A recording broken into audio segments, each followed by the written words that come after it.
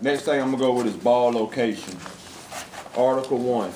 A ball which is in contact with the player or with the court is in the back court if either the ball or the player, either player or ball touching more than one is touching the back court.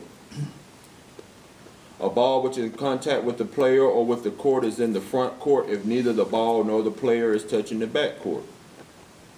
The ball which is in flight retains the same location as it was when it was last in contact with the player on the court. A ball which touches a player or an official is the same as the ball touching the floor at that individual's location. A ball which touches the front faces or edges of the backboard is treated the same as touching the floor in bounds.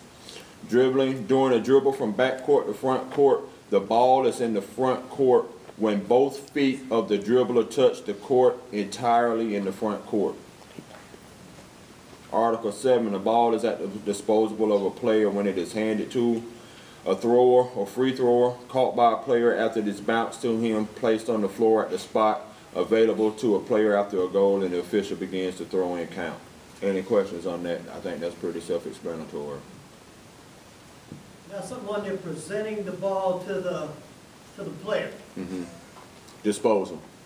At the player's disposal. It's not tossed up in the air to them. You either present it to them, or you got to bounce it. That's an Indiana thing. I'm telling you. Hand it to a That's an Indiana thing. I know what you're talking about. Tracy Harris does it, and every official I've seen come from Indiana does that same bull crap. I don't know where they got that from. I have no idea. Really from Indiana, though. Well, we don't know. We don't know. That's the real. Wait a minute, hold up. Yeah, he is. Yeah, he is. No, he's not. He's from Yeah, Louisiana. he is. No, he's from Indiana because I met two guys from Indiana this summer that know Tracy. We did. He's from Louisiana. He's from where? Louisiana. Yeah, no, that's where he was born at. He probably spent all his time being raised in Indiana. We don't know really. I think he's from Mars. I think it's All right, I really think he's from Mars. Y'all get off my buddy. Not everybody from Indiana does that now. Well, most of the people I have seen, they do that crazy crap. I don't know. About tossing the ball from No. here to there. No. I'm standing next to you. You're standing just right here. I'm standing next to you. Gonna hand the ball to you. He throws it up in the air For you to catch it. for you to catch it. Yeah, they all do that. I've seen quite a few of them do that. All right, we're getting off track here. So we can get out of here. Blocking charging.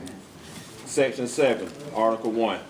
Blocking is illegal personal contact. On the timeouts, after timeouts, we got to start putting the ball down because they should be at the spot to throw in with the second horn. Because one of the things we need to do, and I'm telling you, I ran into this all summer. We need to tell those coaches pregame. Coaches, when you hear that first horn, that's warning horn, and we come and tell you, first warning, first horn, you better start getting them players out. Because once that second horn sounds, the ball's going on the floor. If they're not out there to make themselves available, because they will hold them in there for a long time. If you let them, don't let them. And another thing, we shouldn't have to ask what kind of timeout they want. If we do, it's a courtesy for us to say, what do you want, coach? I ask them one time, and it's a courtesy. They don't tell me. What was that again, sir? What was that short? Let me see that. Oh, okay. I thought I saw that double fist thing. No. This is not a full timeout, guys. This is a double foul. Yep. This is a full timeout. Them out of the way. Huh? Them big ones out of the way. So are you saying that the association of officials this year should enforce? Actually, if we talking about it right now, and I'm saying it in this room, yes. What will help that? One of the things we have gone over that first week, Thomas. Remember that? You were here. We want to be consistent. That's why meetings are important. I'm sorry, Corey. Let me finish my thought here. One of the things about this is we should all be calling the same way. Everything should be the same. Don't go in one night. I'm going in the gym falling behind somebody who was in there the night before, and I'm saying, well, coach, he's wearing an illegal sleeve. Well, they let him play with it last night. Well, that was last night. He playing legal tonight. Okay, he's not wearing that. All right. It's not looking for trouble. I've heard people say, well, we don't want to go looking for trouble. Is it a rule? Do they tell us that we're supposed to enforce those rules? Yes. Okay, yeah, Javier. Are you going to make a list? A list of what? Yes, we will be putting it on we want to put it on the website. Mr. Drouse asked, we have 4 words that we had that Renita put in our minutes. I don't know if you've seen the minutes. Go online and look at the minutes when you get home tonight on our webpage. Look at the minutes from last week. Remember, we had somebody go over, we want integrity, unity, consistency, and what was the other one? What was the fourth one? We had 4. I just wrote it. Okay, well, anyway, look on there. What is it, Jim? No, it's online. Jim Drouse was asking about it, but Remember consistency. consistency and unity was the 2 ones. Integrity and honesty. Integrity and honesty, okay? All right? Go ahead, Corey, I'm sorry. I won't interrupt you no more unless I have to. You're all right. If anybody is you. Oh, Corey, he ain't lost his train of thought. He good. Let me see it. One thing that I was gonna say about the enforcement, getting them out of the timeouts. If you read in the officials manual, it tells you when you get that 15-minute mark, you are to go to the huddle and let them know 1 minute, and you are to remain there. So if you remain there, coach, let's go, let them go, get them out. Usually they're gonna get them out. What I do, coach, let them go, let them out. My partner gonna put the ball down. Yeah. So that's why if you tell them that second horn, if your partner put that ball down on the first time, that second time, they're gonna get them out of there. So that's one thing of being consistent. If you read your officials manuals and all these situations that we talk about, that blue and white book, it tells you what to do and how to handle it. And if we're all reading that manual and doing what it says, we'll all be on the same page. We'll all be consistent. That's why they give us that blue and white book. I don't know how many people pick it up. But that's why they give it to us. It tells us what to do as officials. Officials manual. It tells you what to do. That'd be something good to cover with the coaches if we ever do get a meeting. You got that, Larry? Yeah, I would definitely cover it. That's one of the reasons why I want to have a meeting with all the coaches. That we'll have a good percentage of them, I think. But you know, there's going to be some that won't come.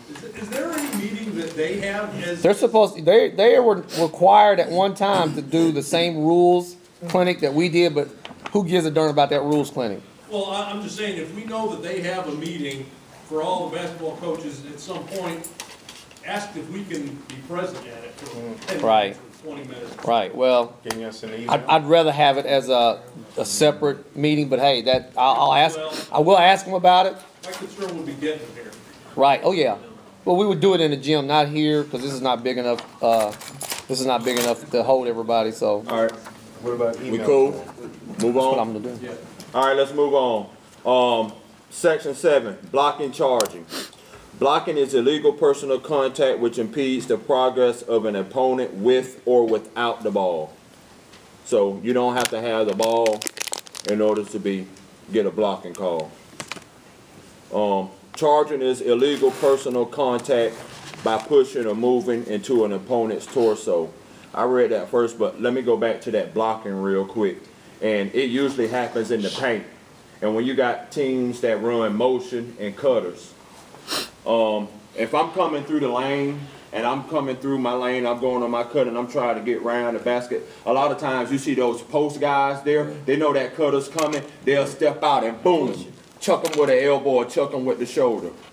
Boop, that should be a foul because that's a blocking foul. We're impeding their progress. That makes sense? Mm-hmm. It's called freedom of movement. As an offensive player, I should be able to be allowed to move freely. Defensive players also. Defensive players also, yep. Same thing on the screen. That's where we have illegal screens.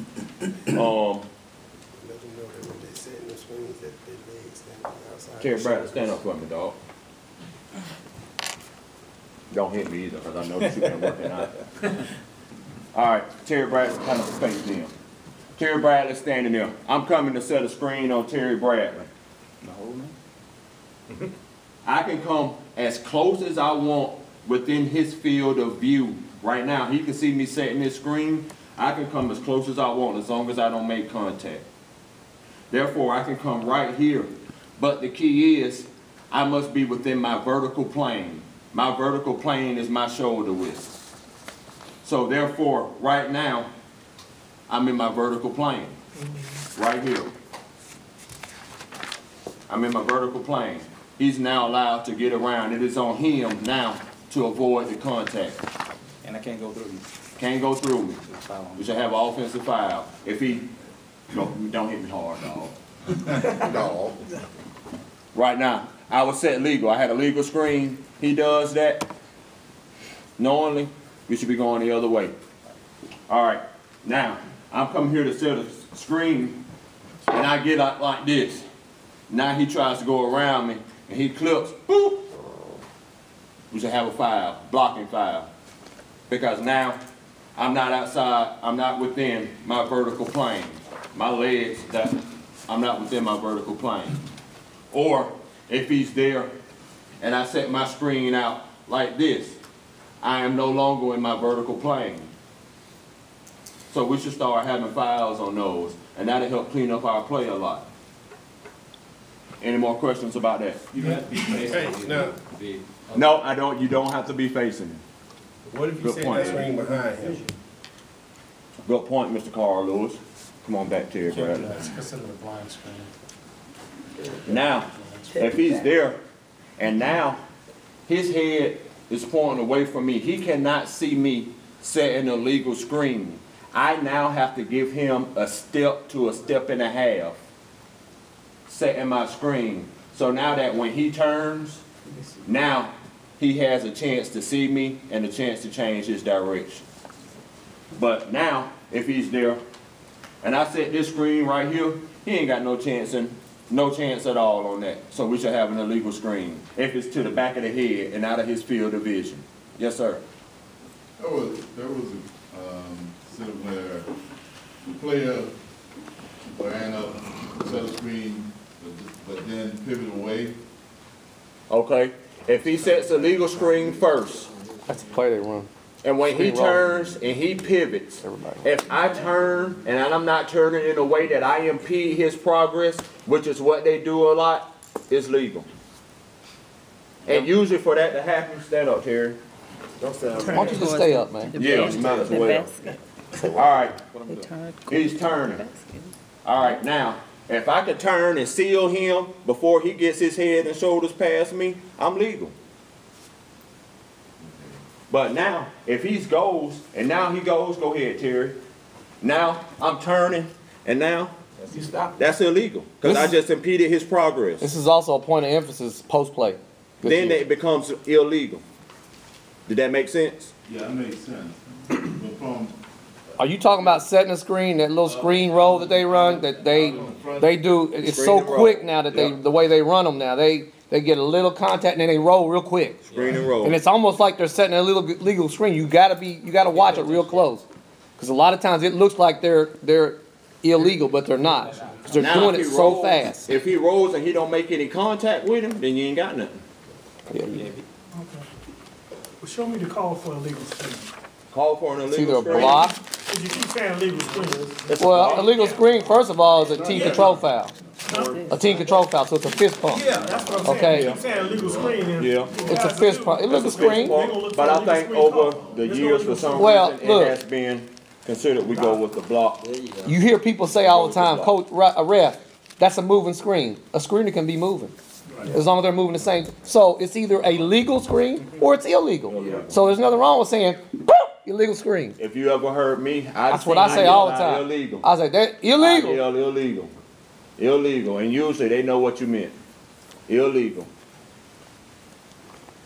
All right, moving on. Another question. Yes, sir. If I set a screen on the baseline Yes, sir. and the offensive player, he goes off my screen and he runs out of bounds and comes back in, is that legal? No, sir, that's a violation. Oh, okay. Well, That's unauthorized leaving the court. Okay.